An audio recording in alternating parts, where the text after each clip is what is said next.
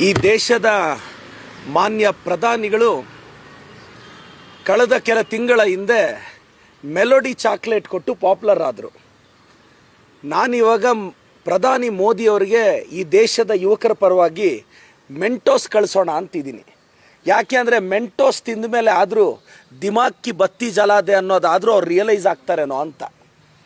So ಈ ದೇಶದ ಪ್ರಧಾನಿಗಳಿಗೆ ಯಾಕೆ ಧರ್ಮೇಂದ್ರ ಪ್ರಧಾನ್ ಅವರ ರಾಜೀನಾಮೆ ತೊಗೊಳಕ್ಕಾಗ್ತಿಲ್ಲ? ಸ್ಟೂಡೆಂಟ್ಸ್ ಮೇಲೆ ಲಾಠಿ ಚಾರ್ಜ್ ಆಯಿತು. ನಮ್ಮ ಪರಮೋಚ್ಚ ನಾಯಕ ರಾಹುಲ್ ಗಾಂಧಿ ಅವ್ರನ್ನ, ಪ್ರಿಯಾಂಕಾ ಗಾಂಧಿ ಮೇಡಮ್ನ ಅರೆಸ್ಟ್ ಮಾಡಿದ್ರಿ. ನಮ್ಮ ಕಾರ್ಯಕರ್ತರನ್ನ ಬಂಧಿಸಿದ್ರಿ. ಯಾಕೆ ಇಷ್ಟು ಡಿಕ್ಟೇಟರ್ಶಿಪ್ ಬಂದುಬಿಡ್ತು ನಿಮಗೆ? ಸರ್, 56 ಎದೆ ಇಂಚಲ್ಲಿ ಒಂದೇ ಒಂದು ಇಂಚಲ್ಲಿ ಈ ದೇಶದ ವಿದ್ಯಾರ್ಥಿಗಳ ಯುವಕರ ಬಗ್ಗೆ ತಮ್ಮ ಕಾಳಜಿ ಇಲ್ವಾ?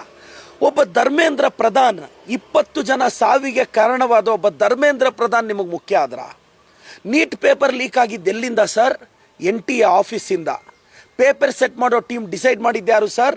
ನೀವು. ಪೇಪರ್ ಲೀಕ್ ಆಗಿದ್ದು ಎಲ್ಲಿಂದ ಸರ್? NTA ಆಫೀಸಿಂದ. ಅದರ ಕಂಟ್ರೋಲ್ ಯಾರ ಕೈಯಲ್ಲಿದೆ ಸರ್? ನಿಮ್ಮ ಕೈಯಲ್ಲಿದೆ. ಇನ್ನೊಂದು ಹೇಳ್ತೀನಿ ಸರ್, ಮೊದಲನೇ ಸಲ ನೀಟ್ ನಡೆದಾಗ ಎಷ್ಟೋ ಜನ ವಿದ್ಯಾರ್ಥಿಗಳಿಗೆ 580, 600 ಬಂದಿತ್ತು. ರೀನೀಟ್ ಪೇಪರ್ ಟಫ್ ಮಾಡಿದ್ರು. 500 ಬಂದಿದೆ, 450 ಬಂದಿದೆ, 580 ಬಂದಿದೆ.